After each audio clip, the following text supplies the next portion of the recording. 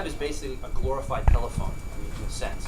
It's a way that you can communicate two ways, and really that's the best use for the web. Anytime we have an application that works really well, it's a two-way application, I think, in a communication environment. So, we're talking a lot about Hollywood and traditional media, and it's all push media. I create something, it's in a can, I push it out. But really, if we're thinking about the web, it's really a two-way street, and really that's how the web works best. Would you all agree with that? Am I kind of hitting, am I making sense when I say that? So now, what you're asking about, and I'd like to bring it, I know and understand the whole issue of getting words out. I'd like to bring it back to on a more of a high level for an organization, for PR, on that communication level for that, how people communicate. We could delve into all sorts of, and we literally only have 5-6 minutes left. So I want to just kind of hit on this, get a couple ideas on a service level, and maybe get people in the right direction of where they can go and learn more. Because obviously a session like this, we can't learn everything. I had a question for Andy. Sure. Are you using Twitter to reach your audience of NPR, or more internally, friends, colleagues, or are you starting to look at, hey, we can broadcast to NPR readers or listeners, hey, get onto our Twitter? Are you looking at that? Yeah, in fact, I've got a 2 o'clock session talking about that, but just in a nutshell, the idea is, when I first started encouraging colleagues at NPR to use Twitter, they thought, oh great, we'll just add our RSS feed and it'll just post what's going on our blog or our show. They did that for about a month and it was boring as hell. No one cared about it. But then I got them to notice that people were replying back to them, trying to ask them questions. I said, why don't you spend a few minutes talking to these people? Because then you'll see Twitter isn't a publishing mechanism, it's a conversation mechanism. And then the next thing you knew, we started using Twitter for one of our shows, the Bryant Park Project. They now use it to build out segments for their show on air every day, every week. And so they will check Twitter, they'll ask questions on it, see what replies they get, and invite people on air based on what they're talking about on Twitter. So it's very much become a part of that particular show. In another case, for a Twitter account we created for the NPR News blog, on the days of primaries and caucuses, we use Twitter to interact with people who are at the caucus sites and who are at the primaries to tell us about voting irregularities they're seeing. When the Texas caucus happened, they tried shutting down some of the caucuses because of fire code violations, and there were Obama supporters stuck outside being blocked by fire marshals, and we had them tweeting to us talking about who was in and who was out and how they were doing the situation. So it's becoming a tool, even though some people conceived it as a promotional tool, we're actually now using it to improve our journalism, which was my goal in the first place. What are the advantages of it over comments on a blog, email? Is it that it sits on your desktop? It's immediate. It's constant. It's whenever people want to do it, they can do it. So, for example, one of the things we're going to show in the session at 2 o'clock is some of the things that started streaming in at 5:35 a.m. 2 days ago, or was it yesterday, when the earthquake happened in the Midwest. All of a sudden, there was a stream of Twitters of people saying, "What the hell was that? I just fell out of bed." And so it's become a tool for people to get instant feedback and instant news. Every single major news story the last 6 months I have learned about through Twitter, bar none. I'm not even through NPR, through any broadcast or any online news site. What do you Shame on NPR. Hollywood.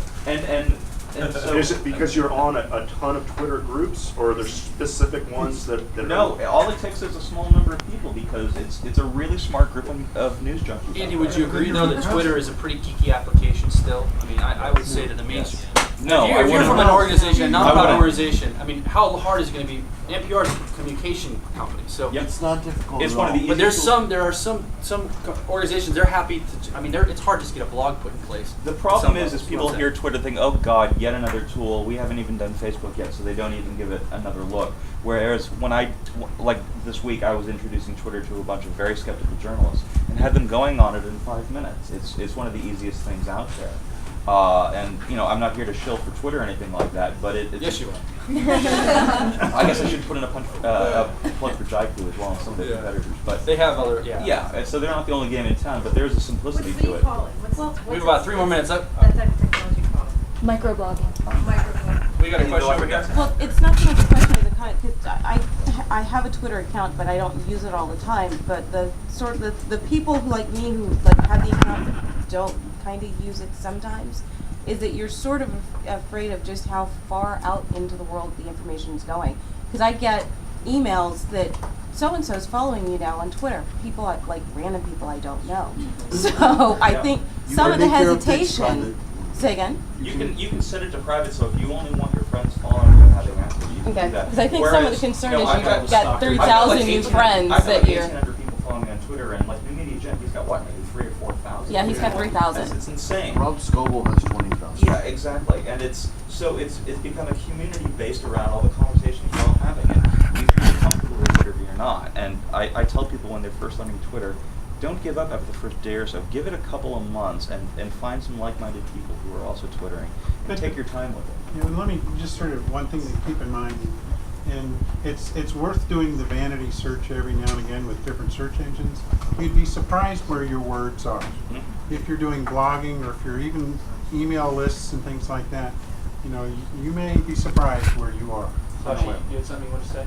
Yeah, I just wanted to add to the third dimension to what you're saying. One is to have a story and then have a trial.